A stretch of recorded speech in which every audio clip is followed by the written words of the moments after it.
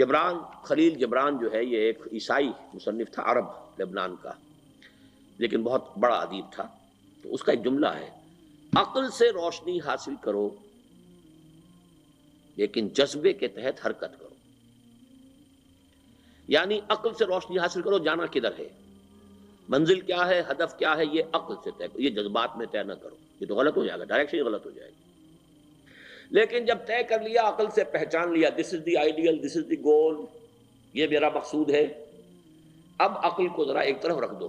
اگر عقل کو رکھے رکھا یہ چلنے ہی نہیں دے گی، یہ کہے گی کہ ذرا سوچو تو صحیح، بیوی بچے ہیں، یہ ہے، گھر بار ہے، یہ عقل تو پھر یہ سکھائے گی. عقل کے معنی باندھنے کے ہیں، یہ معلوم ہے آپ کو؟ عقل کے معنی باندھنا. اقال جو یہ عرب لوگ اپنے سر کے اوپر یہ لگتے ہیں، اقال، یہ کیا تھا اصل میں؟ یہ عرب بدو جب ہوتا تھا، بدو وہ اپنے سر پر ایک رسی باندھ لیتا تھا کہ جہاں کہیں وہ اونٹ سے اترے گا وہ رسی اپنے سر پر سے کھولے گا اور اونٹ کا گھٹنا اس سے باندھ دے گا. ایک گھٹنا باندھ دیتا تھا تاکہ اب یہ اونٹ دوڑنے کے قابل نہیں رہا، 3 پاؤں سے اچک اچک کر، ادھر سے کوئی کیکر کا درخت ہے کچھ کھا لے گا، کہیں اور چلا جائے گا، دوڑ تو نہیں سکتا. اس رسی کو وہ اقال کہتے تھے.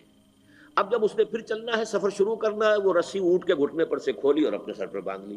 یہ اقال تھا جو اب یہ سنہری اقال باندھے پھرتے ہیں بادشاہ لوگ.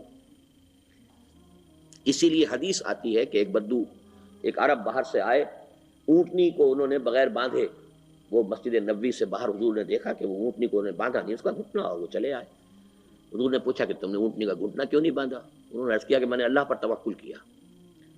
تو حضور نے فرمایا یہ غلط ہے، اعقلھا ثم توکل، پہلے اس کو باندھ دو پھر توکل کرو. اسباب اور وسائل و ذرائع کا استعمال یہ تم پر لازم ہے، لیکن توکل اس پر نہ کرو، توکل اللہ پر. یہ ہے بیسک جو یعنی بیلنسڈ رائے ہے کہ آپ ایسے بالکل اسباب سے مستغنی ہو جائیں تب بھی غلط بات ہے.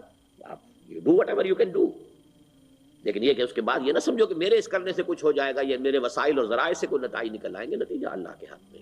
تو اعقلھا ثم توکل، یہ اعقل عقل کے معنی باندھنا، پہلے باندھو اس کو. تو اگر چلنے میں تو عقل کو ایک طرف رکھ دو. بے خطر کود پڑا آتش نمرود میں عشق، عقل ہے محو تماشائے لبے بام ابھی. عقل تو نہیں اجازت دے سکتی تھی حضرت ابراہیم کو کہ کود جاؤ آگ میں.